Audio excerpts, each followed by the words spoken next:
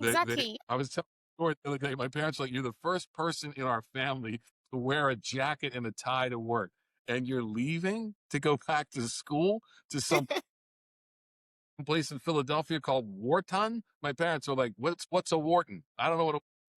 And I was like, guys, this is not that risky of a thing I'm doing. This is not very risky, guys. We won the lottery. And they were like, worst decision you could ever make. Welcome to the Bricks and Banks podcast, where real estate meets real wealth. Whether you're building from the ground up or stacking your paper to the ceiling, Steph breaks down property power plays and money moves you can act on. From first-time buyers to seasoned investors, this podcast is your blueprint for financial freedom through real estate, business, and investment. Subscribe now. It's time to build your future. This is Bricks and Banks with Steph. We are live. Hey everyone, welcome to another amazing episode of the Bricks and Banks podcast. I'm your host, Stephanie, and today I have an incredible guest on the show. He's one man who has lived multiple lives, and he's here to share a portion of that life with us with the wealth of experience he has gotten from the industry. George Ellison is the co-founder of PropBee and a former leader who managed multi-billion-dollar mortgage portfolios. In translation, has seen moves and deals from the inside. If you've ever wondered why institutions keep winning while small investors fight over scraps, this one's for you. George shows us how to underwrite like a pro using AI and complete data. He's a data man, so it's not just vibes, it's not just cheap talk, it's not fluff, it's real deal, it's real numbers, and it's real talk. We'll pull apart the three-bed rental example. We're exposing the blind spots that sink most first-time deals, and we'll run a quick stress test to let you know when to walk away and when to push harder. You will hear the one decision from his public company that's changed how he allocates capital, the simple checks that catch bad assumptions early that will really change your business. George is the CEO of PropBee. That's a mortgage capital portfolio management company. He's a former CEO, Frontier Residential, and he's an ex-global head of structured products, Bank of America. Wow. Welcome, George, to the show. You have so many feathers on your hats, and it's wonderful to have you on the show today. Well, Steph, thank you very much for when you get to be my age, there's a lot of feathers. Nice. But before we talk about all the feathers you're wearing, can you share with us your background, how life was for you growing up and those choices that led you to this point today? Sure. Again, thank you for having me. As I said, I watched several of your podcasts. I love your show. Thank you for what you're doing. Thank you. Great work. Thank you so much. So I grew up in, I'm not sure how familiar you are with smaller parts of the U.S., but the western side of Pennsylvania, Yeah. pretty much coal and steel, very industrial part of the world. My dad worked at a brick plant. My mom was a school nurse. I'm the youngest of five. I went to engineering school in Pittsburgh. Oh, wow.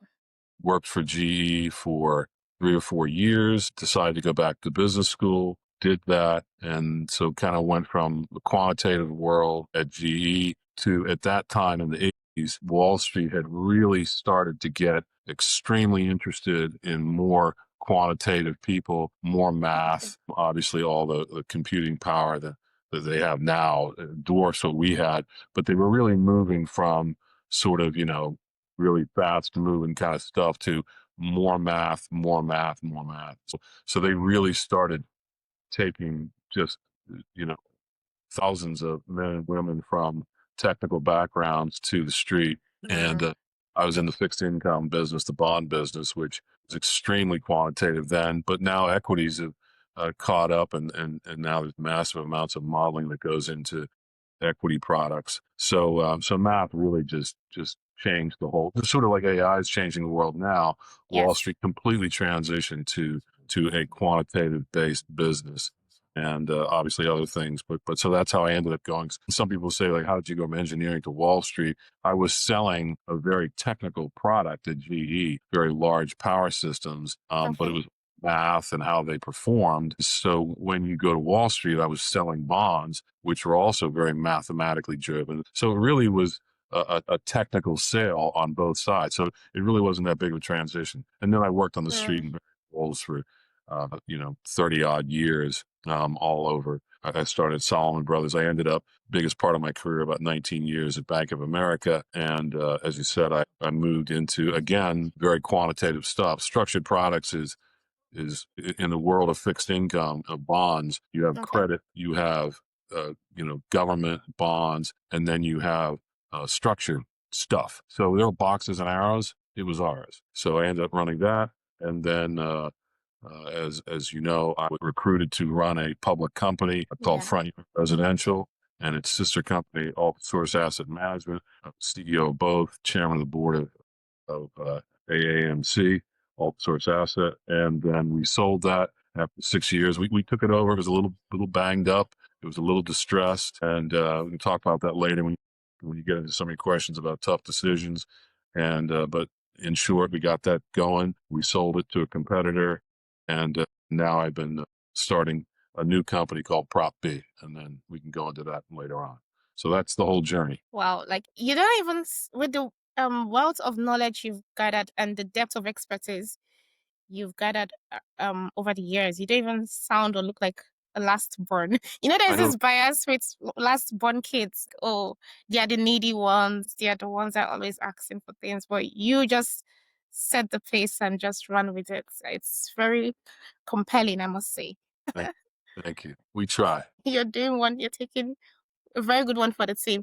So I titled today's episode "From Bank Portfolios to PropBee: George Ellison's Playbook for Data-Driven Real Estate," because I know that's one of the core pillars of PropBee is you leveraging data, the data we have around us, to help promote active products for in the real estate world. You're basically revolutionizing real estate and mortgage with your company. So before the titles and platforms, take us to your moment of engineering days, because it's crazy how you moved from engineering to the world of finance real quick, and you didn't even take a bump, you didn't take a breather, you just stepped on the gas and went right it. What did you notice about how you think and how your problem solving skills? Because one of the key things you learn and you pick up as an engineering student is the core problem solving skills you use in your models. So how did you apply these core skills in the world of finance when you moved to Wall Street? Sure. Well, you mentioned in our chat before your brother engineering, so I think he would. Yes. I think he would agree with this analysis. Engineering is engineering isn't a discipline or something that you study that explains like how to build a bridge. Mm. You'll learn the how people build bridges and what to do and what not to do. But every time you go to build a bridge across some ravine or body of water, it's completely unique in Yes. that it's where you're building that bridge. So Uh-huh. that's a way to think about engineering. Engineering is a science that teaches you how to solve problems, and you said that. So it's not here's how to build a bridge. It's here's the things you need to know to build a bridge, and then you have to adapt to the situation that we're trying to fix here. So you're using the science, but every time you walk into a room as an engineer, it's a problem you haven't seen. So you're going to use what you learn to solve it.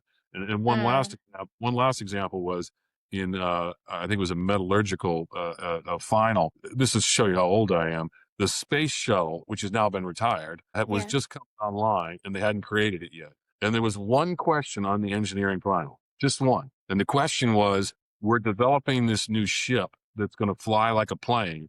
And when it comes back to Earth, it has to get through the atmosphere, which is going to create an enormous amount of heat. What would you, George, what would you use to build it? What material would you use? And on the exam was all these materials that you use. One question and Mm-hmm. all the materials. And so you would go through the math, and everything that was strong enough to hold together the forces on the plane would melt when it came through the atmosphere. And everything that was strong enough to withstand the heat wasn't strong enough to hold together. So after the Oh, first wow. hour, you see engineering students starting to pull their hair out because the answer's not there. The answer's not there.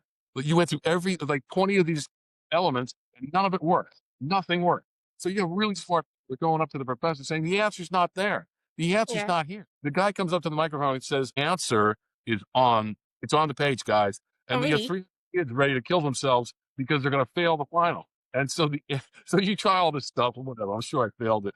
But the answer to the question was, this is engineering. And this is Okay. true about the space shuttle. They built it out of titanium, which is what most aircraft are built of, but Yeah. they covered in a ceramic, like pottery skin. Mm, And so so it come doesn't burn. so when it come through the earth, this ceramic could Yeah. stand like heat in an oven, and these tiles would actually burn up. You'd see it all scorched when it came in, and they'd fly off and whatever, but they would get through, and then the titanium jet got them back to earth. And so the answer was right there on the page. But who would think to put a skin that would be destroyed on a rocket? Like I Exactly. surely didn't, which is probably why I got a D or an F on that exam. But that's engineering. That's engineering. You got to Wow. solve something that you've never seen before based on Hmm. what you.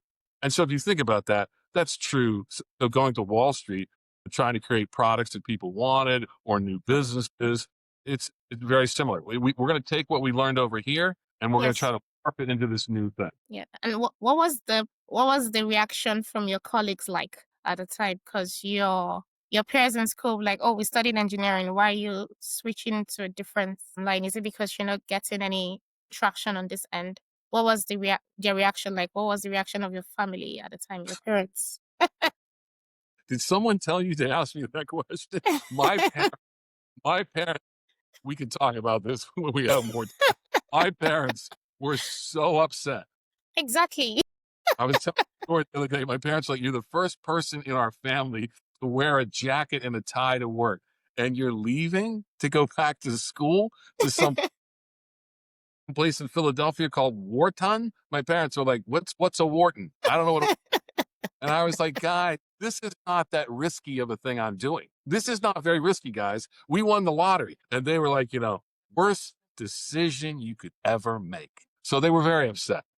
The difference between the two was, I could tell you stories all day. When you walk into General Electric, they gave you a card, no bigger than a business card. And on Okay. that card was every grade of job that you could have and the associated pay. So you could see your Mm, life. You could see your okay. whole life on this card. That if you got to the top, you'd make between this number and this number, and then you die. That's it. I was like, okay, I cannot do this. I cannot work at a company where my whole life It's on a card. is on a card that big. So on Wall Street, there's no job security. They say there's no Mm, securities business, but the upside was unlimited. You could get by merit, brains, luck, hard work.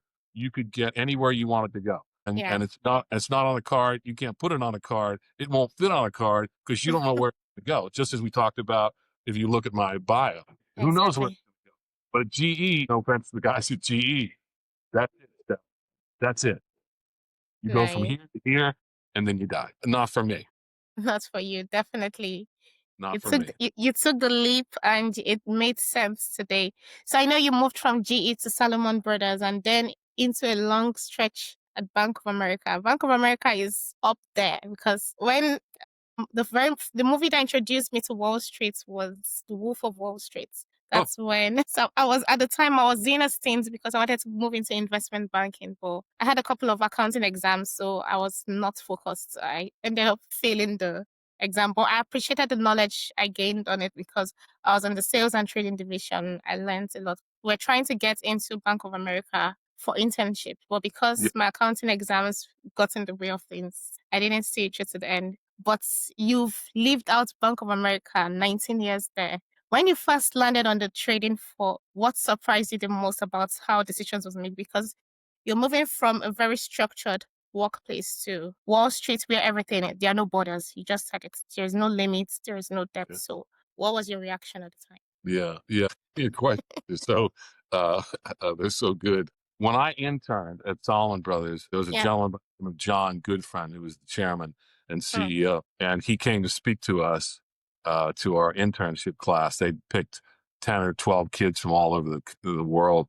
It was a very small internship program. So he came and spoke to us at some little cocktail hour. And he looked down on the trading floor at the time. It was the biggest trading floor in the world. And he said, I know this seems insane and loud, and people are screaming, and business is flying, and people are throwing around billions of dollars, and you can't understand the jargon and the language because you just Mm. got here. I know you guys feel that way. I mean, it was mayhem stuff. It was mayhem. 85 Solomon Brothers, like look it up, mayhem. But he said the day will come when this is the safest, most happy, most relaxed place you'll ever walk into. Like, this is my nirvana. This is where I relax.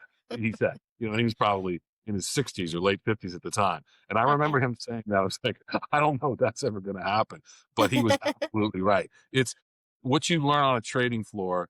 To be more precise about your question, Solomon Brothers had just gone public. So the people who ran the place were former legal partners with their own capital in the firm, as opposed to Okay. raising equity through stock sales. But they still acted. It was literally, I think, within a year when they went public. So the partners who ran the place on that largest trading floor in the world would walk to the end of the aisle, you, me, two, three other people, and they would stand there and figure out, like, what are we going to do about this? How much do we want to put on this bet? What do we think is going to happen? And they would stand there face to face and talk to each other, figure it out. Okay, break, let's go. And so I saw this really high level decision making done face to face. If you fast forward all the way to Bank of America when I left in 2015, to Brian Moynihan, who's a fantastic CEO and chairman, I worked on a project where we were trying to get rid of distressed loans. This was him, the chief credit officer, the chief risk officer, the general counsel, and the CFO, and him. Just four Okay. people. And nothing would get done efficiently and fast until you got all those guys together in a room or on the phone. And we said, okay, here's what we're going to do. I would propose this. We could argue, we could not agree, but we had to come up with a decision and then go. And so no matter from, my 20s to my Yes. whatever 60s, it's the same thing. People have to get together and talk it out and figure out what we're going to do. And then all say, like, we all agree, right? Because some may not agree, but we're going to do this, right? And then you Yeah. go ahead and do it. And that what I learned on that trading floor was one of the, and it happened the same way when I ran a public company. It's you got to get people together, the right decision makers, and you got to Yes. make a decision. A lot of times people don't want to make a decision. You got to make a decision. Yeah, because you're making a decision and you need to prompt your clients to make a decision on the markets, because the time is of essence on the trading floor. If they don't take that, Yeah, if you don't take that trade at that time, you it's might gone. lose that opportunity. It's gone. So, and I know it's such a high pressure environment, especially on the trading floor. So how did that shape you in assessing risks? Because you're assessing risks, you're making decisions, split second decisions. How did that shape how you access risks today, and even moving on to the businesses you went on to start later on? Yeah, I think what you learn on a trading floor, as you said, you have to make decisions quickly. Yes. Um, and you almost always have to be right, because if you're not right, it can be devastating. Mm. Which again, we could move into 07, 08 and a great financial crisis, which was just Yeah, brutal I for think we need to talk about that because I know you were at the tip of the action. yeah, I was at the epicenter of that one. So I'm not saying I was to blame, but I Are you? was at the center of it, and I was responsible for with a great team trying to clean up a lot of it. So I was one of the last men standing who understood a lot of that stuff. So, but anyway, back to your question. I think what it is and we could talk about this even as we move into investing in real estate. You really Mm. have to do your work. You really have to understand the risk. At the end of the day, I mean, you have to pull the trigger. Like the numbers aren't going to say, oh, this is no problem, go ahead and do this. Yeah. You have to do the math and say, okay, if we do this and we spend this much on this certain type of bond, and we're going to Mm. go buy this, 10 billion of it or whatever it is, you do the math and you have to look at it and say, okay, these bonds look cheap. And if I clean up 10 billion of them in the marketplace, they're going to go up in value because there aren't going to be enough around. And it's a really big bet. I think it's going to work. So at the end of the day, you still have to like jump and trust your instincts, but Yeah. you got to do the work and the math to make sure it's right.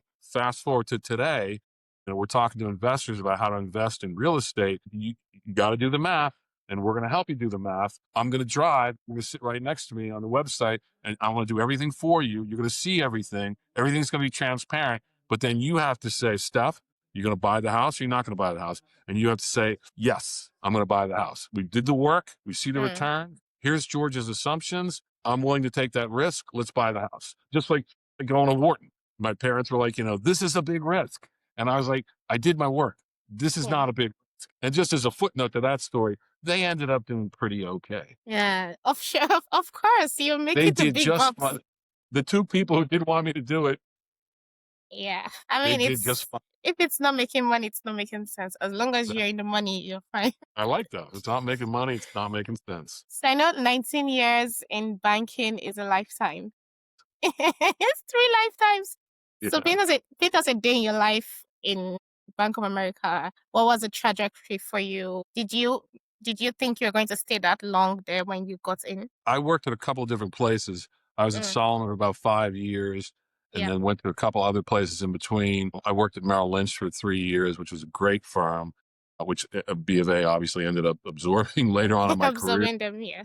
So I couldn't get away from them. So, but I think what it was about Bank of America was the culture. It was started in modern times by a gentleman named Hugh McCall, who's still living, and then Ken Lewis became the CEO, and then Brian Moynihan, all great guys. There was something about the culture there that was just really honest and honorable, and it was very, very. You were taught to succeed at B of A, you had to manage down. Don't manage up. Nobody cared. It was a very military culture. I don't care about if I'm your boss, like you trying to convince me you're great or tell me I look like I lost weight or whatever. Don't manage up. If you manage down and take care of your people, they feel it and they know it and they know you care about them.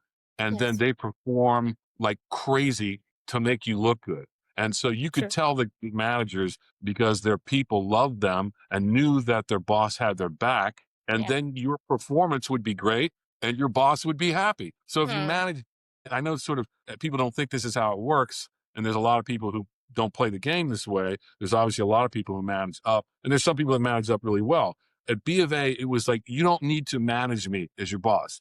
Just take care as a leader of your people. And that was the culture that you could succeed if you were a sort of like a servant manager. If you were a steward of your business, those people would have happy people and productive people, and then the business unit would do great, and then you would look good. So managing down actually helped you look good. You didn't have to like go to your boss's office and talk to him for an hour just to like become friends. I mean, I was friends with all my bosses, but it was like, you don't need to waste time with me, George. Yeah. Spend your time with your people. It was that culture that made me stay there. A typical day, which I don't think there was a typical day. I travel a lot. Particularly, I went from the trading floor up into banking to win clients to do their bond business with B of A. And so I had to travel all over the country and all over the world, convincing people that we were new, that we could do your business the way other people did. So I would say you spend half your time going to see clients. You spend a quarter of your time managing the business when you're back at home, and then spend a quarter of the time just probably with your people and making sure things are going the way they are. But it's kind of, and also the other thing when you run a big business, and again, if you talk to a lot of people who run businesses, this isn't anything that's news to anybody. But when you're the boss, your people, getting back to having great people around you, they're running the business here in 2025. If I was there, I'm already on 2026 and 2027. F runs a big part of the business for me. So she's making sure that what I planned in 23 and 24, she's bringing that home and making that work. She's making that money that I planned. But Steph, you're saying to me, George, like this is going to end here. We got to go get something else in 26 and 27. And so I got to be out there literally like probably by the end of the first quarter of 25, I'm done with 25. I'm on 26 and starting to 27. And you are running 25. Like you're the woman who's a big part of structured finance. You got to make sure that what you and I planned on, you take care of it. Executed properly. Hunt, you got lions behind you. I got to go find what we're going to eat next year and what we're going to start thinking about eating in 27. So a big part of it was setting up this year, budgeting what you thought was going to happen, and then I'm gone. And Steph's running it, going on, talk to her. That's kind of how. And I think any senior people that you talk to would say the same thing. You got to have good people around you running the business day to day, and you got to be thinking, where are we going next? Yeah, that's amazing because I like what you said, being a servant leader, because many people think management is just about giving orders, but you've basically explained that it's a leadership role. Like a leader is someone who trains other leaders. So you're training your people, you're pouring into them so they can be the best at the work you've given to them, and basically spill that knowledge to the next set, and I you're mean, not overwhelmed. what if you're working for me, we're working together. What do you want, Steph? You want Yeah. a good place to work where people Mm-hmm. treat you right. Yes. You want to get paid fairly, and you want opportunity. And that's it. Opportunity for That's all exactly. anybody wants. And so as a boss, I would say to people when I hire them, I will bury you with opportunity. I will make sure you get paid fairly. And Hmm. if there's any element around here that doesn't make you feel comfortable, I will run it down and get rid of it. We will not have bad behavior in this group. I'm not saying everybody was on each other's holiday card list, but it was, you need to tamp down bad behavior and promote people with good behavior. And then the Hmm. whole group, respect starts to grow, and people treat Yeah. each, like when we went to front yard. One of the first decisions I went to the board and asked permission was, could I give stock to everybody in the company, not just the C-suite. I mean everybody, right Everybody. down to the assistants, because then everybody. I learned this from Walmart. Everybody becomes an owner, and Exactly. you and I are both owners together. So if I see you struggling, I'm going to help you because you and I are both owners. And so it creates this environment of everybody's sort of caring about, because if you start to fail, it's going to hurt me. Yeah, it's gonna hurt my bottom line, and I need to protect Right. my money. Right. But it also, I mean, to me, a big part of it is people can smell when a boss cares about it. They can feel it. They Yes. can feel it. And when you feel like my boss cares about me, like one of the biggest things I do with the people that work for me is they'll say, what do I need to do to make you successful? Tell me what to do. And Hmm. so when you hear our meetings, like I end up with more homework assignments than anybody, but that's your job. Your people say, like, I need this done, George. Like the woman who runs marketing, Amanda, I need this done, George. You got to go get this done. Okay. So she's works for me, but she's telling me what to do. That's how it Yes. works. And all good Yes. managers will tell you that. It's your people will say, I will succeed, but you got to get this out of my way. Your job, Hmm. get it out of her way. Get And out of that's the way. kind of, your people tell you what, they tell you what they need. And they're usually pretty, when you give them that respect, they're usually pretty responsible. Exactly. And you also talked about the fact of being a visionary, and having integrators in your company. That's how you lead it. Because yes, you set the pace for the company. You make sure you do the forecasting, you find the food for the year, and you allow your integrators to take over and execute the plan, and you go and vision revolutionize the next year. So Yep. that's also the second part of being a leader. One is to train leaders. The next thing is to be the visionary that leads the company to the future. So you're basically embodying all that, and it takes Please. skill. It takes skill, and the fact that you're able to make split-second decisions. We're basically trained on the trading floor to make those hard split-second decisions. You're always on track. Make a decision. You got to make it. You'll be amazed. You have a whole meeting for an hour, and it'll finish and be like, did we make a decision here? And Exactly. the meeting will break, and it'll be like, yeah, we kind of just talked about that. Yeah, and Did we? that's one thing that irks me, because I'm Yeah. more of a process-oriented person. I like to see this is the start, this is the end. Make it Yes. clear. There's no Yeah. point talking for 4 hours and Right. we didn't Right. make a decision. It's a waste But of everybody's time. you'll see even senior people will finish a meeting like, because if we make a decision, and we follow Steph's idea, then Steph's on the hook for that idea being right. So a lot of times people are like, well, I think this and I feel that, and we should think Yeah. about this and we should be balanced about that. Did we make a decision here? And so you got to push people to say like, okay, so we're going to go do this. We all agree, and everybody's like, yes. Okay. So we all agree, Okay. right? And then you make a decision. You'd be amazed in senior meetings how people will leave a meeting without making a decision. Make a decision. Just like we're talking about investing. Make a decision. Make a Stop decision. thinking about it. Do your homework and go. I think Napoleon had some line about like, we can analyze this battle forever, guys. Sooner or later, we got to start the battle. Like you can have analysis paralysis. So it's like, all right, Yeah. we've done the analysis. We got to go. That's how it works. Amazing. So at what point did you say, okay, you're gonna jump into the real estate space? What was the kick for you, since you're already doing well on the stock side of things? Well, the structured products Hmm. is creating bond deals out of all types of different assets. Mortgages obviously is a big one. Credit cards, auto Hmm. loans, student loans, and so on. And then probably shortly after residential mortgages got securitized in the 80s, started by a guy named Lou Ranieri. They took that science, just like we talked about with engineering, they took that same skill set and aimed it at commercial real estate. And they said, we should be able to securitize commercial loans just like we did residential loans. So probably late 80s, early 90s, that became a very popular thing. And so became the commercial mortgage-backed CMBS market was created, and that was in my area of responsibility. So that's commercial real estate. So I had all the consumer stuff, but I also had commercial stuff. And Bank of America has always been an extremely active and powerful real estate player with a huge footprint in the U.S. And so I was very blessed to. I ran all the real estate businesses with two great partners of mine, one in investment bank and one in the general bank.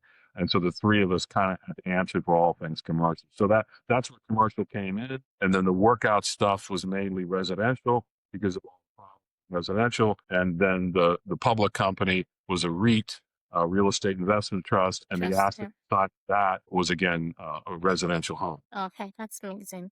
And you basically stepped into the public company arena, you being the key player as CEO of Frontier Residential and Altisource Asset Management.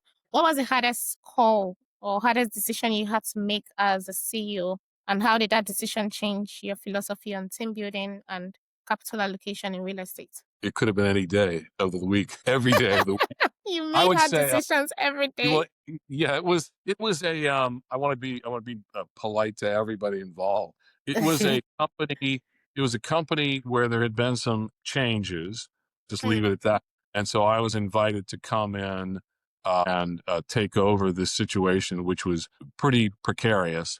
It was in a fair amount of distress. I want to say that as politely as I can. It was in a lot of distress. And so we had to just try to understand what was going on. It took me a few months to figure out what was going on. And a few teammates from B of A came with me that I could not have succeeded without. And we were literally saying, like, what is going on here? Why is this not working?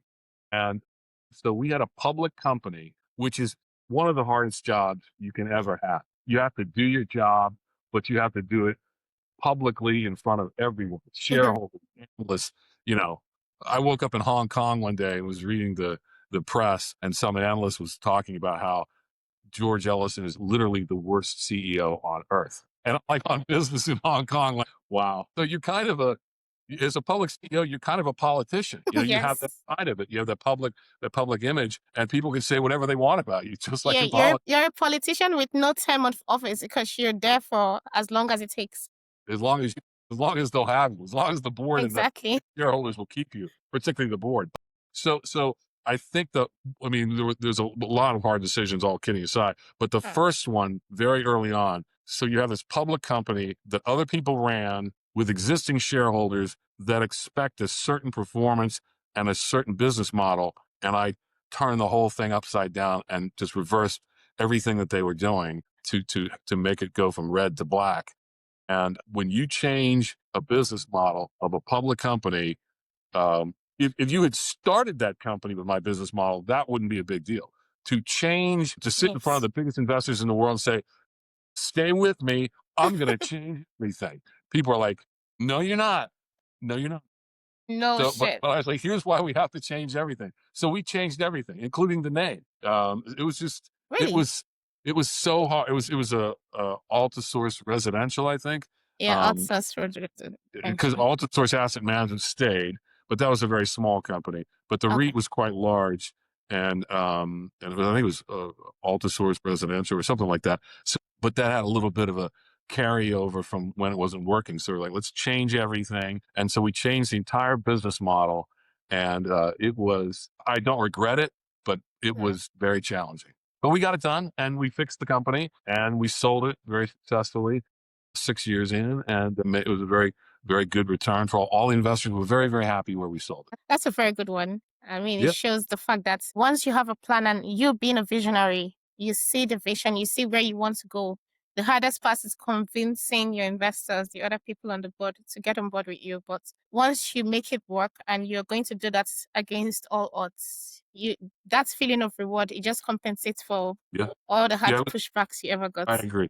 It was very, very, very, very hard. I wouldn't say it was fun.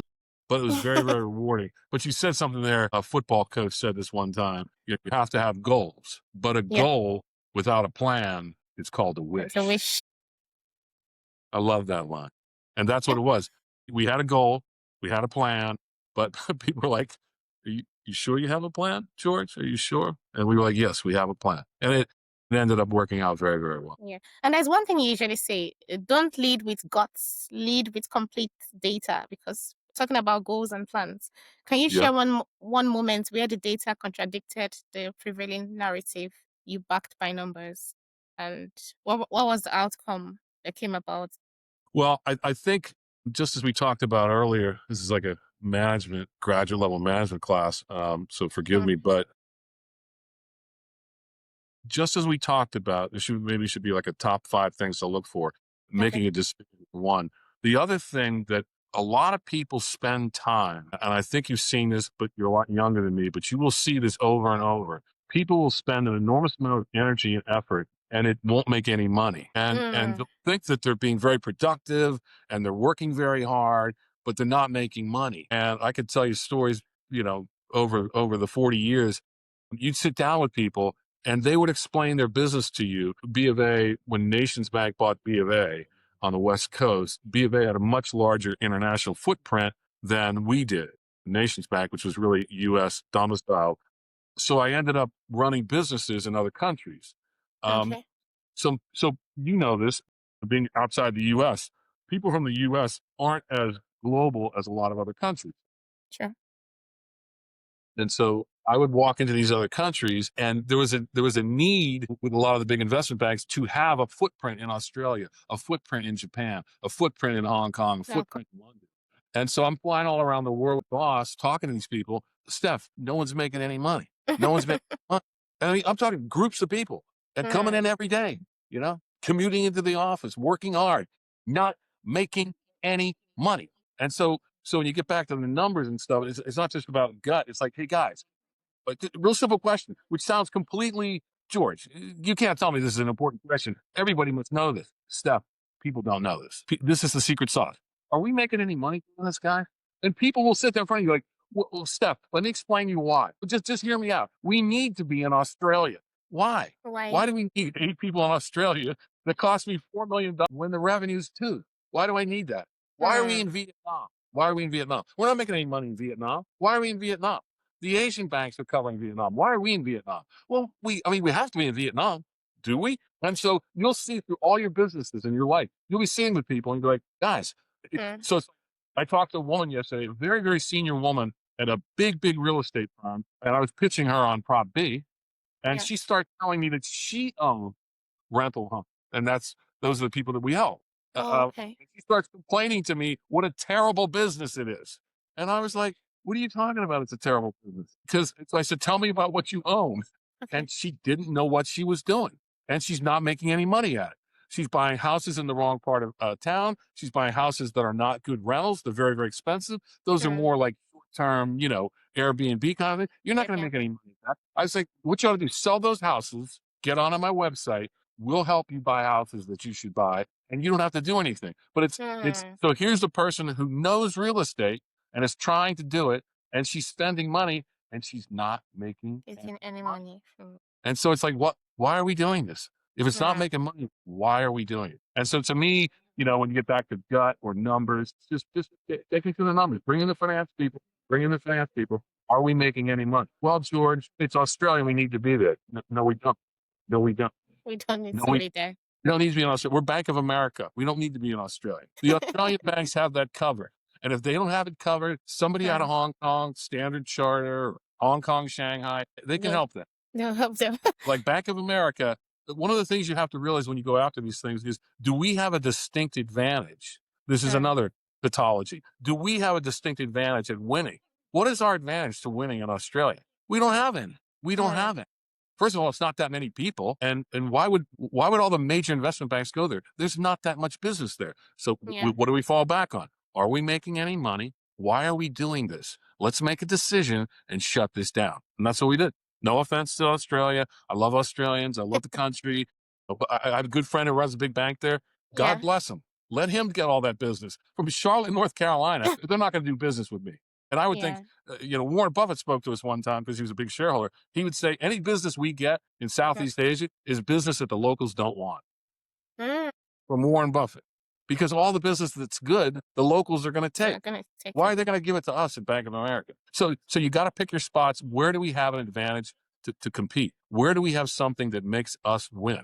How are we going to make money? And if you don't, you got to have the guts to say, we're shutting this down or changing the business model. Yeah, that makes a lot of sense because essentially you have to play in your area of competitive advantage. Otherwise, you're just going to be wasting money and not seeing any returns for it. Wasting money, wasting time. Like, why are we doing this? But people just don't want to, whatever. Yeah. You feel me? I feel you. Real estate investing is now available to anyone, anywhere with PropBee. With our user-friendly platform and AI-infused technology, you can purchase, finance, and manage rental investment properties 100% online. Who is our platform for? Busy professionals, new investors, real estate pros, or anyone buying a home for immediate or future renting. Let's dive into how our platform works. Our property search tool provides advanced analytics, including multi-year rent estimates and expense breakdowns for any MLS property, so you can make a decision with confidence. Once you've found the right property, you can purchase it right here on our site and receive up to 1% rebate on realtor fees. From there, we can handle every step of the process, from acquisition to property management. At PropBee, you can sit back and collect rental earnings while we handle all the details. From analytics to brokerage and property management, we take care of everything, giving you the freedom to enjoy the rewards of your investment. So why should you buy an investment property through us? Well, because we offer everything you need to be successful right here on our site. And our discounts on brokerage will give you a financial advantage from the get-go. With a combined 50 years of experience in real estate management, we're changing the way rental investing is done and making it easier for anyone to become a landlord.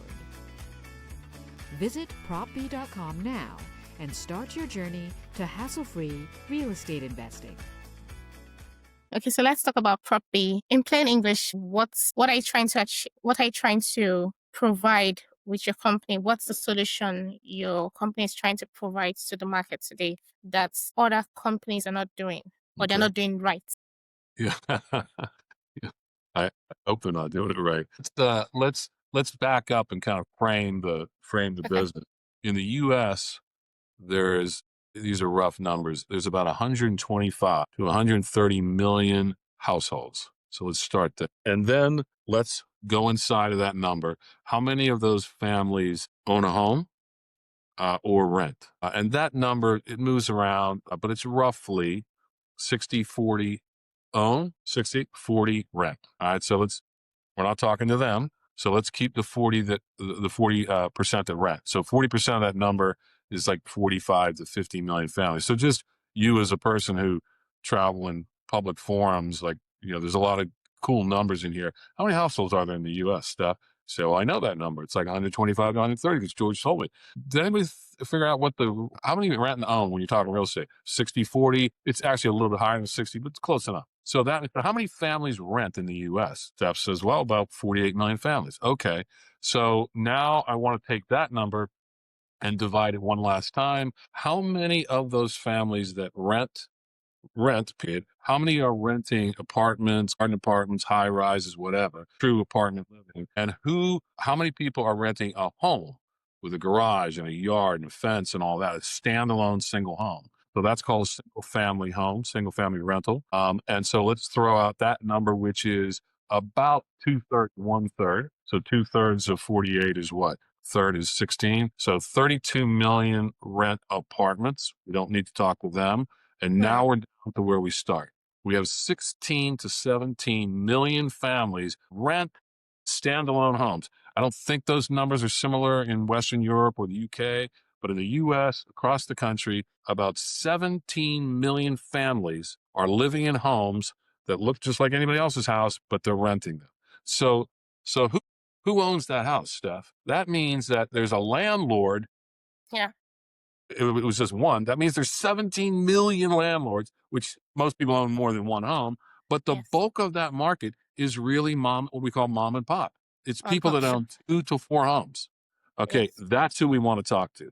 So who's our audience? Those people need a place where they can do what they do in terms of being a landlord, and we need to help them with it. So let's pause that number for a second. What did I do as a CEO of Front Yard Residential? Every day, you asked about what a typical day, every day, other than talking to the board, talking to shareholders, getting yelled at by analysts, whatever else, put all that stuff aside. The job was to look at homes we would buy in blocks. So like, George, here's 1,000 homes in Texas that are out for the bid from some company, some investor, some, and they put it out for the bid. They hired somebody to sell it for them.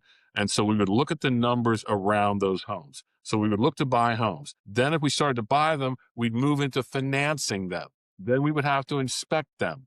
Then we would have to insure them. Then we'd have to close on the sale. Then we'd have to fix them.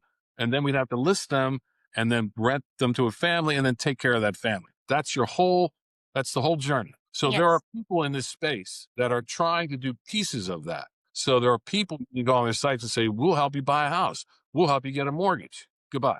We'll help you get a mortgage. We'll help you get the inspection, but we don't have brokerage services. We can do the insurance. We can do this. Nobody does rehabilitation. We can do property management, but we don't do rehabilitation. We do absolutely everything. So let's go back to the family, these families that live in these homes. Who's the person that owns that house? It's a person like this woman I talked to in Atlanta that owned 2 homes. She's the perfect candidate for our company. I'm like, get rid of these houses that you have and come on to PropBee. We're coming to Atlanta probably in the next month. Go onto the site. You can actually, when you look at the site, you can actually filter for anything that you want. It'll take every house that's for sale in Atlanta and it'll tell you what the return is for that house. And you can put in what return you want. I want 8% or more. I want 10% or more. I want a 3-bedroom, 2-bathroom. She was renting too big of a house. And so we would show her when she looked at that house that the return was not that good. Don't buy that house. Look at these houses over here with a higher return. So what PropBee does, you go onto the site. So let's look at one of these people that has 2 houses, like this woman, and it's wearing her out. She doesn't like it. She's like, George, this doesn't work. I'm like, it does work. It does work. So you go onto the site, every house that's for sale, every single house that's for sale, just like Zillow would, you can see every house that's for sale. Then you filter by what kind of house you want. You want something that's active listed. You don't want something that's pending. You don't want the big house. You filter for anything you want. You filter for price. You filter for return, anything you want. And so you fill in a few filters of what you want. Steph's a little greedy. She wants 10%. I'm like, Steph, 10%, you're killing me. 10% she wants. Okay. She wants a 3-bedroom, 3-bath. Okay, fine. She doesn't want to spend more than $400,000. Okay, Steph, just tell me what you want. And then you hit go. Map comes up, and every house that fits your customized features, like 27 houses pop up. And now you start looking at those houses, but they're all filtered for exactly what you want. And then you say, and you look, when you're on the site, it'll say, do you want to buy this house stuff? And you go up to the corner and you hit buy this house. Bang. So a broker reaches out to you. We have a partnership with the biggest brokerage firm here in Charlotte. A broker, Denise Malone, will call you up and say, Steph, I see you're looking to buy a house. Do you need a real estate agent? And you're like, yes, I am. I live in London. I don't know anybody there. Okay. So Denise now is your person. Then she says, do you want a mortgage on the site? You want a mortgage? Yes, I want a mortgage. Bang. I don't send you to a website. I don't send you to Wells Fargo. You get your mortgage through our site because I have a mortgage vendor behind the screen. And then you get your inspection through the site. Never have to leave your dashboard. Then we tell you what work needs to be done. And the person who does the inspection is telling you, Steph, I think we need to put like $15,000 into this house. And that person gets the prices from the other piece I control, which is the person who actually does the work. So the person who does the work prices what you need to be done. That way, when you buy the house and you say, I want rehabilitation, your bill is going to be $15,000, give or take, because I already told you that's what it's going to cost. So you don't like buy the house and then find out it's not 15, it's 50. Not going to happen. So now you close on the house, then you move into rehabilitation, and then you say, I want to rent it. Then you move into our property management team, and they come in, list the house, put the family in it, and then take care of the family. Everything in one place. everything in one place. So it's there to help people who already do this. Okay. Like a woman in Atlanta, she needs to get rid of those houses and use us. And then she doesn't have to do anything because we'll take it. I'll drive. Just sit next to me. I'll explain everything that's going on. You can look at the dashboard. You can see all the dials. Let me drive you around. We're going to take care of this process for you. You're going to be sitting right next to me. You're going to get a dashboard every single day to see where everything is. You can see everything, complete transparency, but we'll take you through every step. And then once you buy the house, just sit back and tell us where you want us to send the check, Steph. Where do you want us to deposit your money? Just tell us that. And then we'll send you your money every month. And then you say, I'm going to buy another one because I don't have to do anything. George is doing everything. I don't have to do anything. I have more capital. I'm going to buy a second house. So it's for people who are doing it and know how to do it to make it easy on them. It's for people like you who are busy and would like to do it, but you don't have time to do it. And you're sure as heck not going to fix, somebody's like air conditioner on Saturday morning. You don't want to do that. I'll take care of that. I'll do that for you. So I have a property manager. You don't have to do anything. So it's for people. What's the site for? People who do it already and want to do more and do it easier and more efficiently. People who want to do it but don't have the time or the energy, or maybe they're intimidated by it. I just bought a house through PropBee and we fixed it. I'm going to list it next week. I just bought it. We wanted to make sure the whole plumbing worked, the PropBee plumbing. We're going to turn around and sell it. So you could be a fix and flipper. And you could also be a new home buyer. My son bought a house up in Westchester and I said, Papa, I wish I had this. I could have used this because I didn't know what inspection needed to be done. And I didn't know who to call on the mortgage. And so he's like, I wish I had PropBee then because it would do the whole thing for him. Well, we're not in Westchester yet, but we'll help him on the next house. So my point is new home buyers could use it. Fix and flip could use it. People who are already renting homes, but it's like this woman, it's wearing her out. We'll take it off your hands, drive. And then it's for also people who want to do it, but they don't have time to do it. And lastly, all kidding aside, think about someone in the UK or Western Europe or wherever, Latin America, and they want to invest in America because not the UK as much, but there's a lot of countries around the world, particularly in Latin America.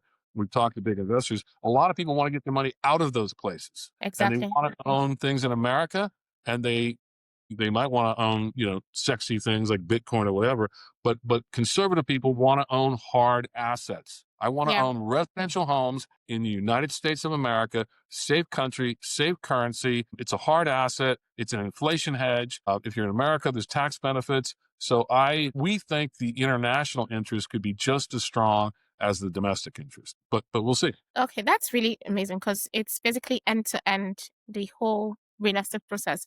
But how long does it take the typical investor from spotting the house through to the final stage? How long does it take? I looked at houses, I think starting probably June or July. I found a house I liked. So I had the broker piece. I moved to the mortgage piece. I moved to the insurance piece. And then I moved to the inspection piece. And the inspector, so you go online on the site and you say, I just said I wanted to do a general overall inspection. And the inspector went out, I think, 48 hours later. And then he sends a report to you with pictures. And he says, George, this is going to need, it was like a $300,000 house, I think.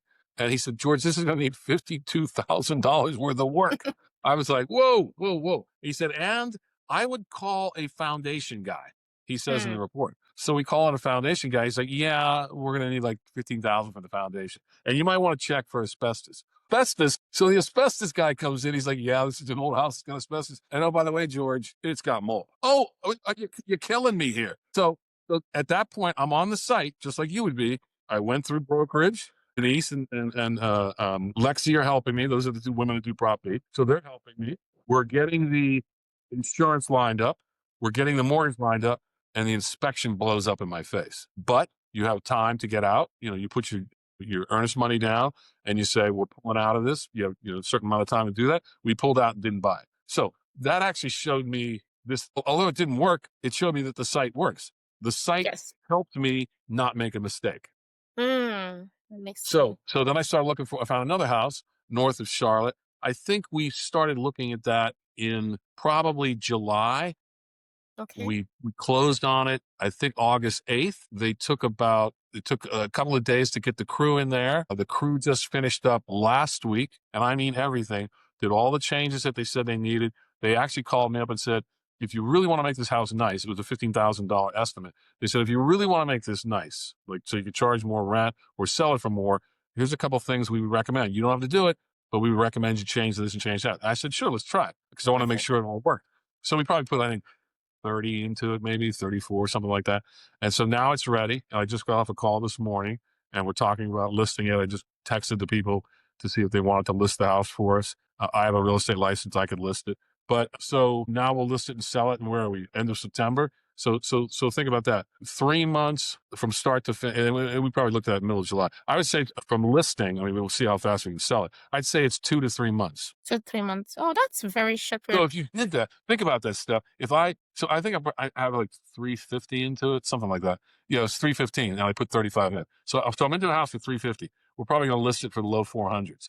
I can make $50,000 before expenses. I pay realtors and whatever. You can make $50,000 on a $350,000 investment in 3 months, which means you could turn around and do that again and do it 4 times in a year. A lot of money. And that's why people invest.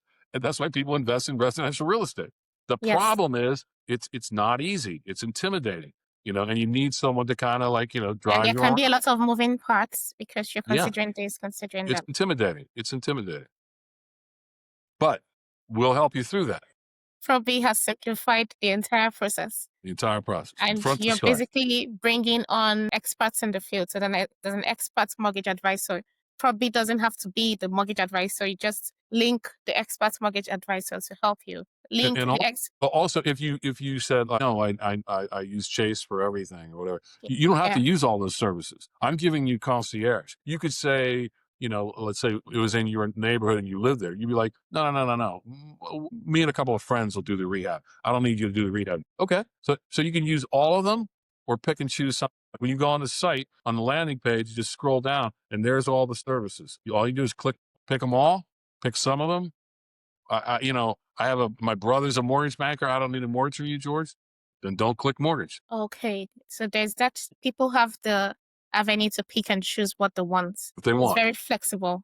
That makes a lot of sense. If you were doing it from London, you would say, like, I need all these services. Okay, we can do that too. Whatever you want. So let's talk about the quality control part. Because I know beyond math, real estate is basically people. We're 7 people. It's all about people. PropBee, like you've explained, connects buyers with vetted professionals, basically connecting the real estate investors with professionals to purchase, inspect, insure, and manage the entire process. So what does quality control look like at this scale? And how do you keep transparency at a default rather than a marketing line? Yep.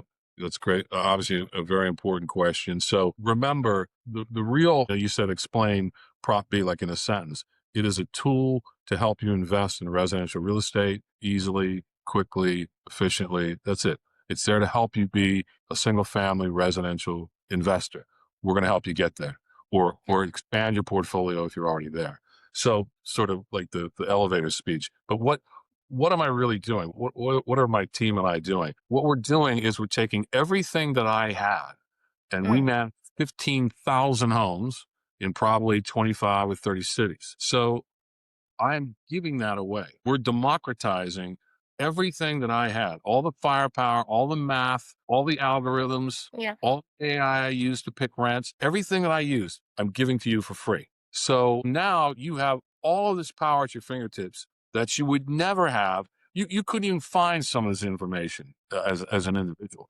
So, but the quality control piece that you bring up, every one of the vendors, so the brokerage vendor, the mortgage vendor, inspection, insurance, rehabilitation, and property management are all people we used institutionally. So we watch them night and day. I am bringing you just what I have. I'm the same exact people that sent crews into my houses to fix a house are coming to you. So we obviously watch everything they do, just like we did before. So we watched everything these guys did at the house. I was the buyer of this house, so I could go on the website and I could see what they were doing. So you have complete transparency, just like if you were going to get a package on Amazon. It's like it's leaving the factory, it's headed to the distribution center, it's on the truck, it's out for delivery. Here's a picture stuff of it on your front porch. So you know how you have those timelines? You have that on the whole process. You get to watch where you are in the entire process as you go on your journey to get your house. Same exact thing. Nice. That's very transparent. So let's talk about the mindset of things. You went from running huge teams to building property tech company. So what mindsets did you have to unlearn from being at that level, CEO, public company? So starting your own business, starting your own big company, and how can a listener that's watching today apply the same mindset shift as they go along in building up their portfolios and investments? Yeah. No, it's it's a very, um, very intelligent question. I think someone sent you this question. One of my guys, must have said, ask him this. See what he says about that. I would say I would adjust the question just a little bit. Okay. Leaving B of A, and I Mm. think our department had something like 2,000 people in the U.S. and a couple of other countries. And so going from that to Front Yard, which was, we ended up buying our own property manager. But before we bought, and that had a lot of people, probably 200 people. And I had a big group in India that we used. That was probably 100 people. But the real people around me, it wasn't really that big of a group. It was probably 30 or 40 people. India, we had a country manager in India who reported to me, who did a tremendous job. And then we ended up buying a property manager in Georgia, and a guy ran that, and he reported to me. So both of those guys had big staffs. But my circle was probably 25, 30 people. And that's where the change really happened. That's where you're going from B of A with, you know, multiple floors and buildings all over the country. You have floors in New York and floors in Charlotte, people in London and people in India and people all over. That's a lot of work and a lot of people. When you go to a small company, and I would say this, the jump I made from that to the public company, which was quite small, now to this company where I have a lot of the same people have come with me. What you learn, and we hit on some of these themes before, is you have to know how to do everything.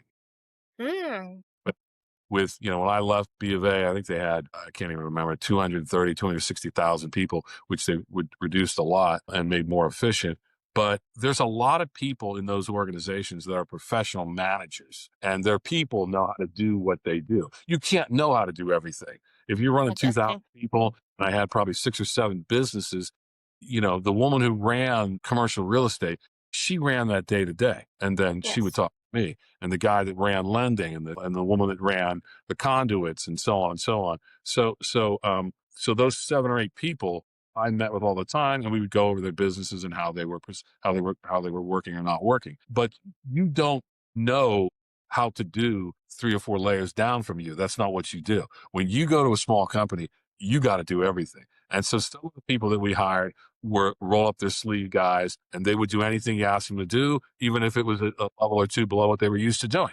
That's what you have to do in a small company. You got to do everything. We made one mistake and had a senior person who was a professional manager from a big company. And so he was used to having a big staff that did a lot of work for him. And we were like, no, you You're need to doing it figure that out. yourself. And so that's not knocking big companies. They have professional managers. 60,000 people, you got a lot of professional managers. But when you go to a small company, or when you start investing for yourself, you can't depend on other people to do your work for you. Even going into PropBee and even talking to investors, you're like, we're going to help you stay on top of it, but you need to log onto your site every day and check to make sure things going the way you want. So yes, you have to watch how much they're spending on carpeting. Yes, you need to watch that. Yes, you do need to watch that. So some people have this, I guess you could do it, just like walk away and our property manager will run it for you, but I wouldn't recommend that. I would always, you got to watch your money. So I would say the biggest change from going from big to small is there can't be anything that's sort of beneath you. You run your own show. So it's like, you do stuff. We had a big meeting because we had an earnings call. And so everybody came into St. Croix where we live. And I brought in muffins that I made that. And people were like, George, the CEO, made muffins? And I was like, well, we got a lot of visitors coming in. So I got up early and made muffins. They're like, you made muffins. George made muffins. And I'm like, yeah, I made pretty good muffins. And everybody's like, the CEO made muffins. I'm like, yeah, I made muffins. And they were quite good, Steph, I might add. So my point is, you got to do everything. You got to park the cars. You got You got to do everything. And people don't want to do that. The people don't want to get their hands dirty. People don't want to do it. So big, small, anything, personal investing, you run your own show. You do a lot of stuff, right? I'm seeing you Yes, doing this. You do a lot of other stuff that I'm not seeing, but you have to do exactly. it. It's your gig, right? Yeah. So that's Yeah, the difference. and that's really nice. And I love how you put it. You're basically authentic, and you're just putting out your heart there. Really, it's simple. At that level, there's so many hands up on deck, so you can afford to distribute the work. But when you scale down smaller, you're in a smaller environment. You have to get your hands dirty if you have Yeah. You gotta to make watch it work, everything. You gotta and watch watch everything. every dollar. Otherwise, you're Yeah. just Yeah. spraying money that you're not We, going we to get call it returns we on. call it pennies in the couch. There's pennies. Gotta watch Yes, pennies in the couch. in There's the a lot of couch. money in the couch. Yeah. Let me pick your brain a bit in terms of retail underwriting. I know that that's a bit of what you did when you were in Bank of America. What are the top 3 blind spots you see in retail underwriting? Things that institutions like B of A would never skip, but small investors often do because they don't know the metrics of these things. And how would you close each gap with specific checks or ranges? Let's see, underwriting mistakes. There's Yeah. probably a lot more than 3, but I would say that Yeah. the Top 3. simple Yeah. ones are, and you need to think about this. You need to think about it for yourself when Hmm. you're borrowing money, and you need to think about it when you're underwriting, maybe tenants who are moving into your house. And so there's a couple of ratios that people need to watch. And so, and any lender would never miss these things, but some people might not think about. Whenever you deal with leverage, borrowing money, I want to be clear to everybody and anybody who's listening. When you Hmm. borrow money, it's great. Leveraging things up is fantastic. So if that house that I bought that we talked about, I think it'll end up being 350. I don't even know what I put down, but I borrowed half of it or something like that. So let's say I borrowed half. So that means 175 I got from our mortgage partner, and I'll pay that back in 3 months. So I'm going to make that money you and I talked about, please God. Um, Amen. yeah, right. So like, I hope I make it. So let's say we make the 50,000 on that house. When you figure out your return, obviously you have to figure out the 3 months of interest I have to pay the bank, but I'll pay them back probably, assuming we sell it in October, November. So I'll have a mortgage. I made my first mortgage payment was yesterday. So I'll have 2 or 3 months of mortgage. This is $1,700. So you have to take that out. But you're doubling your firepower, right? You're buying something for 350 that only costs you 175. Obviously, you got 3 months of interest, but so you look at the return divided by how much we put into the house.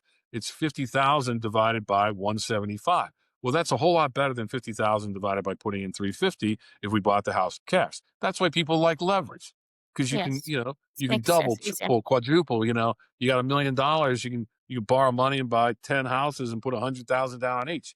Sounds great. Let's just keep doing it. Leverage, leverage, leverage. So the issue is leverage is like what we say in our business. Leverage is like fire. Leverage Mm. is like fire. You can use fire to keep your house warm, or it can Can burn your burn the house down. house down.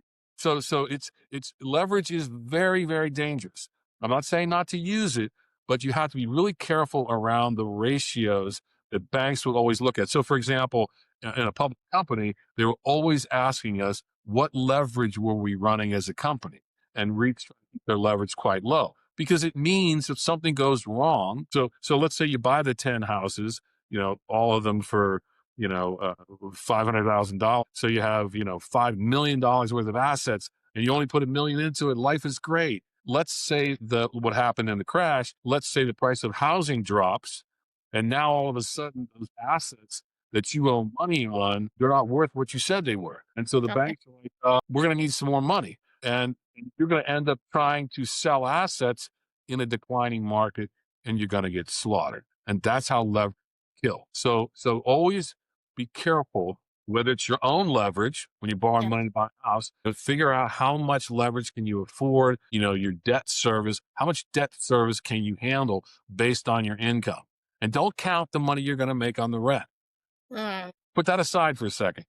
That'll be what it is. So watching ratios, total debt to your income, your total debt to, there's probably 3 or 4 ratios. I want to see how much debt you're taking on as a part of your whole debt footprint, as part of your income.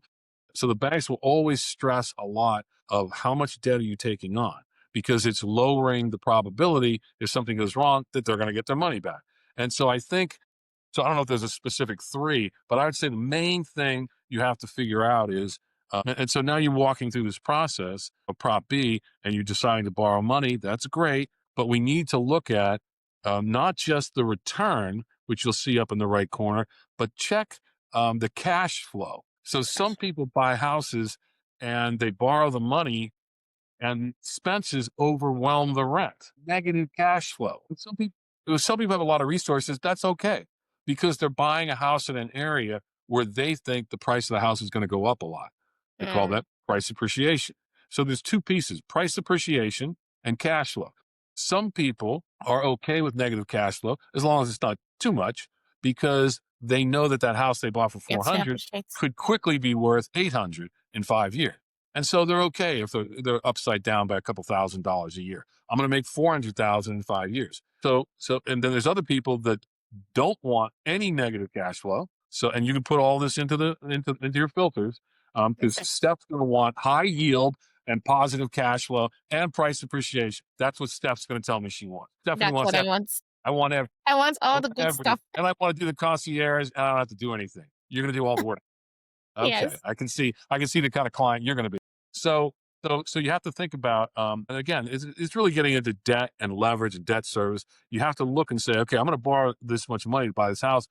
That's great, and I'm pre-qualified for the mortgage. That's great. I'm going to get the mortgage. That's great. Okay, make sure that the leverage that you're taking on, and all of this is in the site. We're going to show you all the expenses that are going to come with that house, and we project the pro forma out for 30 years if you want. And you just have to make sure, wait a minute, I'm negative cash flow $2,500 a year. Am I okay with that? And maybe I want to put more money down, things like that. So to me, the main thing that hurts or kills or can damage a transaction is not understanding leverage and how powerful of a tool it can be, but also how it can turn on you. And that's really the story of 2007, 2008. The whole system got over leveraged, and everything was being evaluated too high. And then the system was lending money against assets that were too high, and then it collapsed. And all this borrowed money was against things that were now no longer worth what everybody said they were worth. Money. And then it starts to reverberate through the whole system. But that's a classic over leveraged bubble. So back to your question, it's always watch the leverage, watch how much you borrow. Make sure your tenants, when you're underwriting, you have to look at their income and make sure they're not taking on a rent that's too high for them to pay, or that's going to be a problem. So you want to see what their debt footprint looks like, and can you afford, with the 2 of you working, can you afford, $2,500 a month? Maybe they can, maybe they can't. So to me, that's really where most lenders really, really dig in and will just say no if they don't like the ratios, and individuals don't. They don't do that as much as they should. They don't understand it as much as they should. And it can turn on you and bite you. Wow, that's nice. I love the way you put it. Do not over leverage. You need to know what's comfortable for you in terms of cash flow and capital appreciation. By the end of the day, cash is king. So stick to the cash producing assets. I mean, and again, I don't know who will end up seeing these words. I'd be careful. People at B of A are going to call me up and say, "Did you say that?" But so I in my chair, I loaned money against commercial real estate a lot. It's a big business for us. And if you have the right loan to value, so you got to evaluate the building, make sure you know what it's worth, and then you have to lend the money. If I lended 70%, 70 LTV against the property, which means you had to put 30% down. Yeah. I had some scrapes. I got into some trouble. I had some scary days, but it never penetrated 30%. So I had some assets that weren't worth what they were. And so the LTV wasn't 70%. It might have been 90 or 80 or 71 or even 70. But usually a 30-point barrier can withstand a lot of pain. What happened in the crash is, to make more money and leverage the balance sheet more, people started doing 80% LTV. And so you put 20% down, and then they started doing 90. And then they started doing 93. And so now, as a lender, your safety net is getting thinner and thinner and thinner, and it can easily be pierced.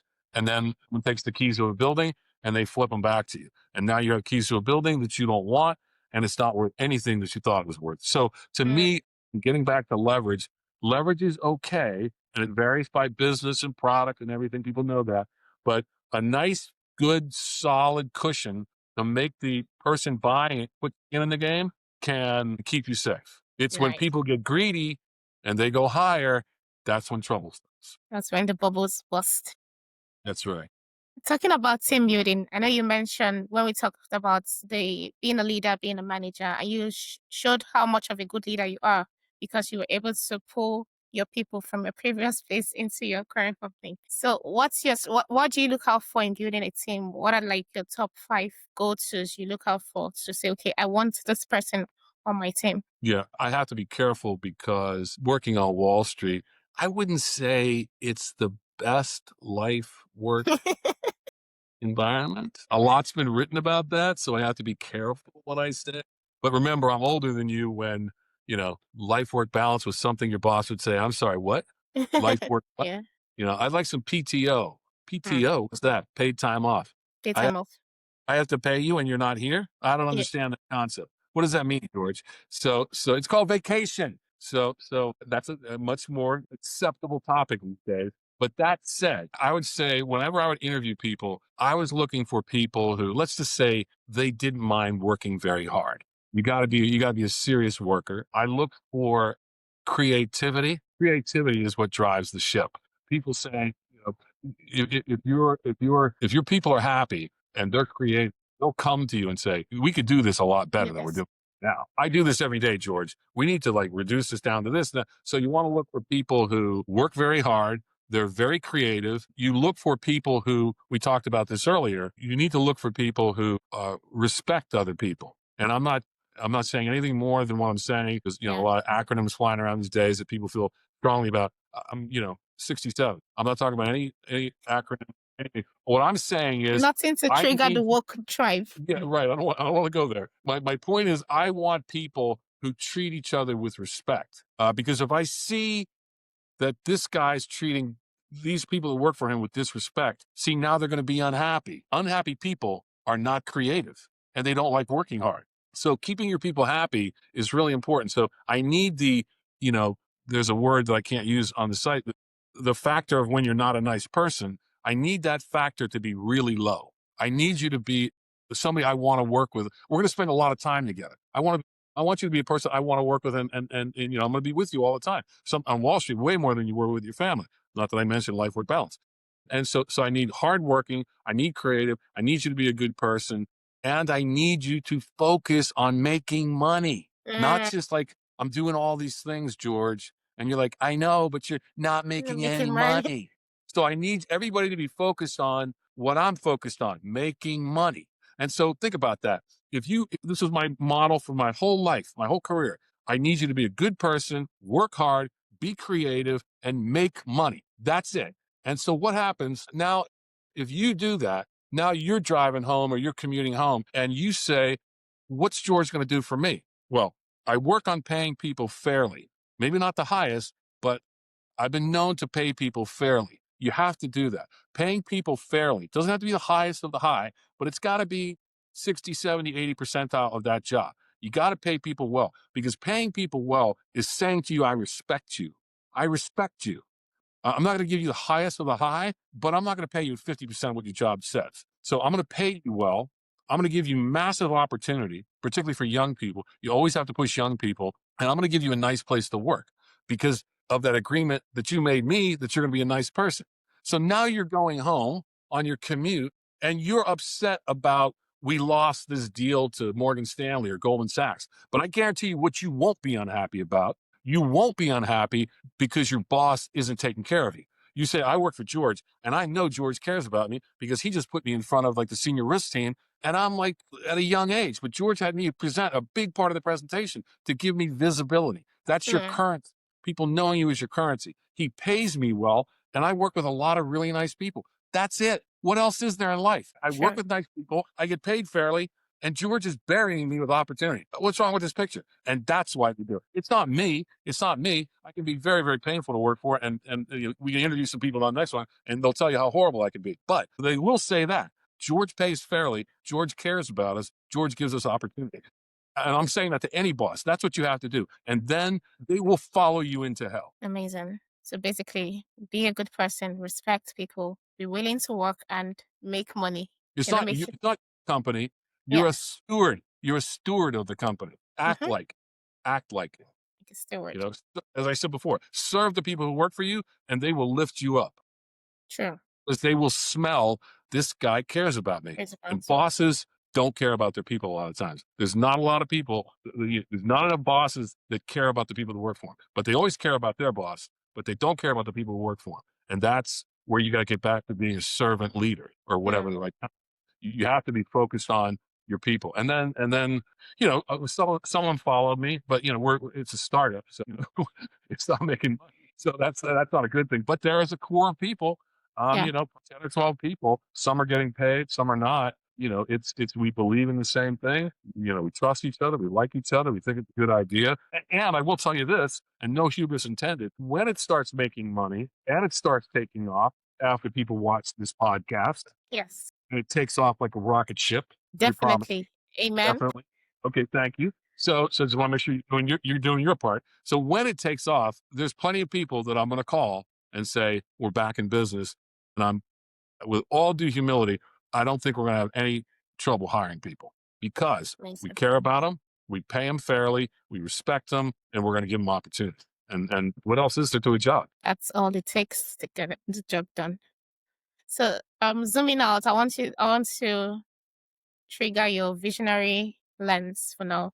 Give us a realistic map of the next 12 to 24 months of AI in residential investing. What will meaningfully change? What won't? And will there be any augmented judgments against autopilots? What's one practical way a listener can start compounding an edge this quarter? Well, I'm an engineer, as I said earlier. My whole team, most of the people around me are all engineers. So we understand more about AI than we care to.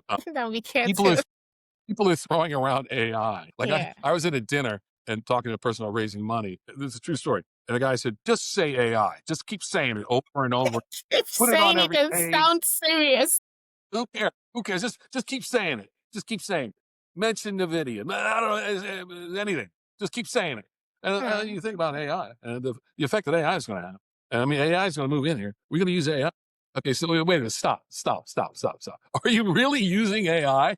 Are you seriously using AI, or are you just making that up? So here's what I can't say what the future looks like, and I don't want to tell my competitors what I'm doing, but I'm going to tell them anyway because we're way ahead of them. Here's the two main places in our world where you can use AI. So right now, what we use is large data to show you, pick a metric. The hardest thing to do in real estate renting is, where do I set the rent? I don't know. True. How do I know?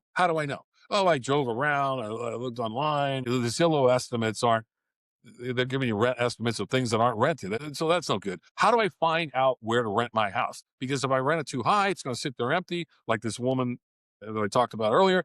If I rent it too low, the expenses are more than the revenue, and I'm upside down. So how do I set it? We use massive data of everything that's been rented probably for the last 2 or 3 years, because in public companies, you have to do this. You have to see where everybody else's rent is. And that's findable information at our level.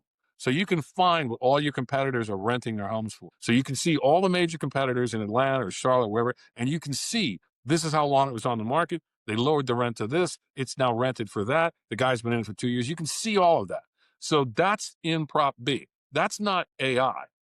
That's just large data collection. And then we triangulate around your house everything. If you look at the map, we can show you that another time. Everything that's rented, not listed, everything that's rented. And Steph, no one has that. Zillow doesn't have that. Fin doesn't have that. Nobody has that because that's more of a single family rental thing that we use in the industry. My competitor that I used to compete against have it, but the everyday consumer can't get that information. We give that to you. We're building out the algorithms to have AI do that for you. And the way we're doing that is so one, AI can help us tell us this is what the rent should be. This is the efficient rent. So that's where we're plugging AI in there to rent prediction or rent setting. And the other thing is we're working on, and this is really going to be cutting edge stuff. There's so much photography, drone photography, house photography on the sites. We're trying to teach the machine to maybe come up with 5 or 6 gradations of home. Like this is the 5-star home.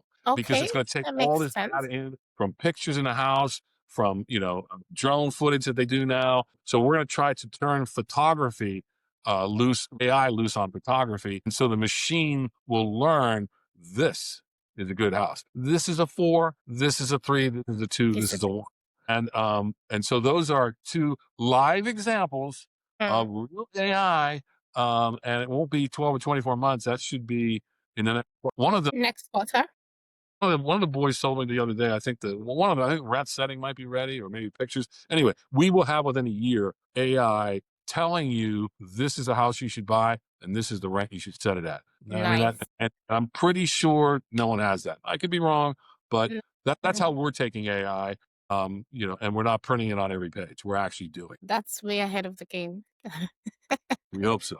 It's real talk. Thank you so much. That brings us to the second segment of this session. It's called the firecracker round. So this is me hitting you with a bunch of questions and you hitting me right back with the first answer. So ready to play a little game? Drum roll. Okay, so what's one deal you'll do again exactly the same way and the single variable that made it work? Deal that I've done? Yeah, the deal you did in the past that worked out well. And what's if you do it again? So many deals. I would say one of this might be one of the worst deals and one of the best deals in the same story. Okay. When you struggle on a public company to get your stock to where people want it, as you know, this could be a whole podcast, the activists show up. Okay. We should plan that for a next session. Yeah. When you open the Wall Street Journal in the morning, you'll see activists coming after this company or that company. I just lower my head and say a prayer for that poor CEO. It is one of the, I mean, it's good and they're trying to get the stock price up, but as a CEO, it is just one of the worst days you'll ever have. So once that happens enough times, you kind of have to decide, do we want to keep going or sell the company? So you go to the board, you talk to the board. The board makes a decision saying, we're going to pursue strategic advantage alternatives. That's usually code for, we're probably going to sell the company. We did that. It's all public. So we put the company up for sale. 6 or 8 people bid on it. This is at the end of 2019, if you put your head on to see where this is going. So we ended up picking the buyer, and the stock was trading like $7 or $8 a share, and the person bid $12.50. We announce it. It's public. Closing on April 30th of guess what year? 2020. 2020. Oh, April 20. No. What a great time that was, as we all reminisce. So we have announced a public sale, and without getting into, again, too much talking out of school, let's just say the deal fell apart. And April 30th came and went, and the deal didn't close. So what was one of the greatest deals to sell a company as a CEO at a good price is, you want to talk about feathers in your cap. That is one of the hardest things a CEO can do. Sell your company at a good price that keeps the shareholders happy. Very, very hard, very big accomplishment, and I lost it. It got away from me. You want to talk about a bad couple of months. You've announced a sale at a price, Steph, and it's gone. Stock goes to $6 a share. Probably some of the worst professional days of my life. So what was a great deal turned into a really bad deal. But this is what you learn. You got to stick with stuff. You got to stick with it. And what people found, not to go on too long, I'm lengthening the lightning round. It's turning into a very slow round. But there's a lesson in here. So here we are, May, June. I think it was in July. So I have to hold the team together. The stock's been decimated, and we're getting just annihilated in the press. Nobody's happy. The boards aren't happy. Shareholders aren't happy. It's people just calling for my head, which last time I checked, I wasn't the reason that COVID happened. That wasn't me. I was being blamed for it. I get that. So, but we held the team together. I said, look, guys, we got nothing. We got to roll our sleeves up and stay at this. And what happens, Steph? The world's coming to an end. And so people are going to stop paying their rent. And the world's going to end. And losses are going to go to the moon. And defaults are going to go to the moon. We're all going to die. Wait. So we started to do research on what happened during the crash and who paid and how high did delinquencies get. So our treasurer, Renee went back and looked at other crises to see how much mortgage defaults, how much did people actually stop paying. Okay. And it wasn't as big as people thought. And so people are predicting defaults going to like 50% of the people aren't going to pay. And Renee says to me, George, I've done the work. It's like 3 to 5%. This is not going to 50. It's going to 3 to 5. So we held the thing together. And what happens? COVID makes people want single family homes. They don't want to be in group living. They And don't so they want start commercial running. properties. They They go want, from like the deal collapsing and no one's going to rent homes and no Yeah. one's going to pay and we're all dead, to wait a minute. People saying, no. I want this house. I'm not giving up this house. You can raise the rent. I don't care. I'm not moving. I'm holding on to this house forever. And so rent starts going up. Occupancy goes up. Expenses go down because they don't want you coming in their house. Yeah. So expenses start going down. So the talk about, God having a very, very twisted sense of humor. What goes from like literally the end of my career to somebody calls up in July and says, hey, you guys still for sale? And I'm like, Wow. yes, please. And so I think the first bid was like $10. And then another guy came in and said, where did the deal collapse? $12.50. I'll pay $12.50. And then another guy showed up and said, I'll pay $12.50. And we sold at that. I think we closed in January. I think we agreed in November. I think we traded for like 16.25 or something. Points above where it was the last time. So I'm not sure if that's what got, I guess what the message, when you're saying, like, what did you use, what did you learn? When something's right and you're right and the numbers make sense, and then something out of outer space, a meteor hits your idea, Really out of space. stay calm, keep pushing, hold together, it'll come back. And it came back and we sold it for 50% more. That's my story. Wow, that's a very good story. Basically turned it around, and the reason it turned around in your favor is because you stuck to it. You didn't just jump out at the slightest hint of discomforts, and that's also that information. We keep talking about this. When Renee came up with that information, we all sat there like, wait a minute, it's not going to get that bad. And Steph, I'm telling you, there were educated people saying delinquencies and defaults are going to go up to 80% of the people are going to stop paying. 80. And Renee's like, it's not going to go past 3. And he was right. It didn't go past 3 or 4. It didn't go past 3 or 4. It actually started going down because people didn't want to get thrown out of their homes. They wanted single family homes. So we were actually in the exact right place, even though everybody told us we weren't. So it's like, when you know you're right, stick with it. Sure. So what's one underwriting input you would never gloss over, even if everything else looks perfect? I don't know if it's underwriting as much as like when you analyze a business, and we talked about it earlier. It's just show me your profit and loss statement and show me, like, if you guys aren't making money, like we started a business from scratch at Nations Bank, and I don't think we made money for 3 years, but we could show you when we were going to make money.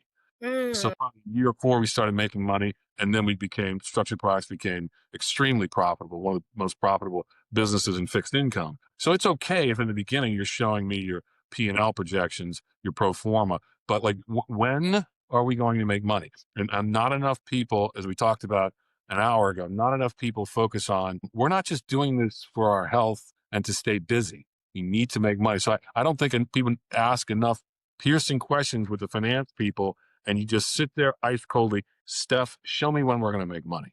And if you can't tell me when we're going to make money, I don't know if that's underwriting. That's really, I don't know if that's underwriting. I think that's part of underwriting. Like, when are you going to make money? And not enough people focus on, believe it or not. And back to investing, you got to do the same thing. Like, we're not just buying houses for the hell of it. Like, when are we going to make money at this?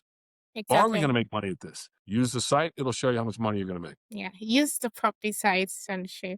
What book, podcast, or resource has had the biggest impact on how you think and do business over the years? I mean, there were a lot of them until today, and now now there's only one. Which one is? Yay, Bricks and Banks. That's are there other podcasts? Are there? Are there? I don't think so. Not any I'm going to listen to. Anyway, sorry, all kidding aside, I would say I'm not a massive, there's a lot of books, Wall Street guys read and talk about reading, and I read them all. I would say in terms of resources for people who want to, be in business, be in real estate, be in investing, and there Yeah. are lots of great podcasts, but I still think I cannot believe that the Wall Street Journal prints that periodical every day. It's just, there's not enough time in the day. You could start reading that and you wouldn't go to work. Talk about not making money. It's just, and also the way they've broken it down over the years to, now there's marketing sections and, Yeah. straight finance sections and political sections. So to me, when I get up in the morning, quadruple espresso, do my meditation, turn on Squawk Box on mute so I can just see it right there, sit here and read the Wall Street Journal. And when I see somebody over there, like somebody famous like John Gray or something from Blackstone, I'll take it off mute because John's one of the brightest people in the world and one of the most successful real estate investors in the world. So like, or Brian Moynihan's on, or Jamie Dimon, somebody that I think adds value. Then you take that off mute, you hold this. So to me, that's the way you start the day.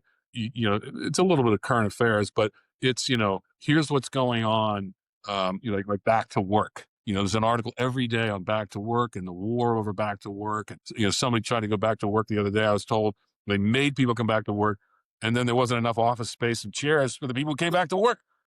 Yes. So there's all kind of funny stories about, well, maybe not funny, but, so there's this whole COVID changed that world, and, getting back to life-work balance. Let's put it this way. We ran the company for the rest of 2020. None of us were in the office. And it was Exactly. wildly And profitable. we made profit. So what's the point Right. of being in So the to office? me, but I'm saying, I have children who are in the working world. So, it's how, when I told you about the young people coming to our house, to the lake house, all these young professionals, I'll ask them, how do you guys feel about it? Some feel very strongly that they need to be back. Some feel that there needs to be flexibility. Some feel they don't have to go in at all. I would say the word you learn is flexibility for young people. Flexibility. You have to talk flexibility and not be too old school like my generation, where it was like my way or the highway. And people are trying that, but I don't know if you can put that genie back in the box. So, but anyways, Wall Street Journal is a great way to start your day. And plus, there are in-depth articles when you're reading something about, podcasts or finance or whatever. There's too many articles for me to get through. So I would say on a regular basis, the Wall Street Journal is just the most fascinating. It's just I have to put it down, or I won't get anything done. So I know that's a simple answer, but and CNBC and Squawk Box, all that stuff. It's a little bit of it's like ESPN. It's a loop that just keeps saying the same stuff over and over. But you can pick and choose, as I said, people you want to see, or stocks you think are important, or what's going on in banks, and what's going on with some economic indicators. There were some inflation numbers today. That's important to watch. And plus, I'm a bond guy. Grew up on a trading floor. Used to having TVs on all the time. So that's kind of how there's no like book like Art of the Deal, or like Real Estate 101. To me, it's stay current. Yeah. I talk to a lot of people in the industry. Talk to your competitors, talk to your friends. So to me, it's people. It's a little bit of the linear news, and a lot of the Wall Street Journal has, for any young person, any business person, you can't start your day not reading that. Nice. I mean, this free PR for the Wall Street Journal. They need to sponsor you right now. You're an influencer for them. I don't think they need me to help them. I think they're doing just No, fine. you're still doing it. You're influencing them in London, so you need to get No. paid for this PR. Who does Rupert? I think Murdoch owns that. So maybe they got Rupert cut me a check, or Declan runs it now. Maybe get a check from Declan. Yeah, Declan should tell you the check, because we have Financial Times here. Well, yeah, Wall Street Journal. Same thing. It's that's what I mean. So to me, for those of us who had international activity, and so guys, men and women would read both, but they're both just tremendous periodicals, and as I said, I just cannot understand how they can put that much in one box every single night. It's just phenomenal. It's crazy. And so how do you unwind and reset? I know you say you spend some time in your lake house, but how do you unwind and reset and just recalibrate? Not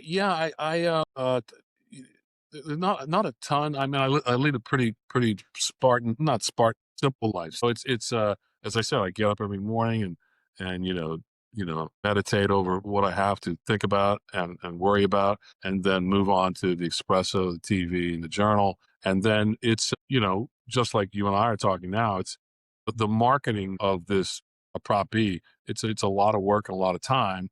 I'm Yeah. putting YouTubes down every day and interviews. I'm interviewing people every day. I'm getting interviewed. So hopefully, it'll take root. So after that, it's I was Brian Moynihan, not to keep naming names, but I remember when I first became a CEO, I was talking to Brian. 'Cause he's obviously a very successful CEO, and I remember him saying to me, "Are you getting your sleep? Are you Heavy on getting your that. sleep?" Yeah. And I was like, well, when you get to be my age, it's a series of naps, but yeah, my sleep's okay. And he said, are you exercising? So to me, I think exercise, it just keeps you, obviously, it's good for you physically. But I think that if I don't, like I've been running around for the last 4 or 5 days and haven't been able to work out, it just puts you in a bad mindset. So Mm. working out is good for my body, but I think it's really as good, if not even better, for your head. And just getting the poison out. So I'd say that's really it. And then, all in the evening, watching again some current affairs, trying to find some news outlet that's balanced, which is so hard these days, unfortunately. God forbid we listen to both viewpoints. So I'll do that. And then, I have kids all, 35, 34, and 29. And they're like, so just like you with your friends, what do you watch and what do you Yeah. watch? And so the streaming services are just so crazy now between just Prime and Netflix. Netflix. So like, you'll say, George, what are you watching? And I'll say, Steph, what are you watching? And so and so it's usually that's that. And then, in bed by, 10 or something. So it's a pretty quiet life. Nice. George, I'm sure the audience has been thrilled watching you today. Your authenticity is on another level. You basically shared your whole heart, shared your life with us, and we're grateful. But before we let you go, how can we reach you? Your company, your website, how can we get you to you? Yeah, it's just really propbee.com. The marketing folks made me put up a LinkedIn page, so you can reach me that way. But I would just say propbee.com and go on the site. And it's very easy to cruise around. So propbee.com is how you get me, or you can reach out directly through LinkedIn. Nice. I'll make sure to leave the links in the description so people can just go there and check you out. But like I said, it's been amazing having you on the pod today. My mind is blown, and I think I know we need to do a spin-off series Okay. to talk about what PropBee is doing, because PropBee is onto something great, and it'll be great to have the Bricks and Banks podcast be with you guys at every step of the way. But from me to you, it's just been thank you, and so much love having you on the pod today. Thank you. My pleasure. Dude. So All right. there we have it, guys. George has basically broken down what real estate is, broken down his top insights, being a CEO, being at the peak of his career in Bank of America, and what he's doing with PropBee. So make sure you watch this episode, take notes, and check him out on PropBee.com. So we come your way again. This has been Bricks and Bats with Steph, and this is me signing out.